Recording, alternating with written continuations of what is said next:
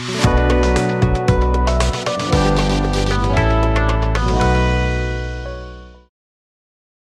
this tutorial, I will show you how to dynamically set a custom field. This basically means setting custom field right inside your flow. Let me show you.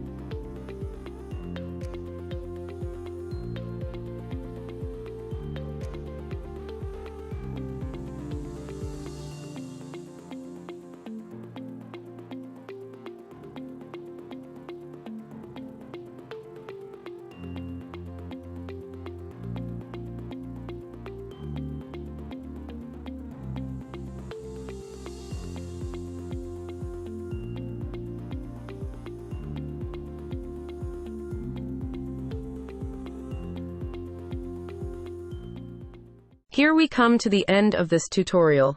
Thank you for watching.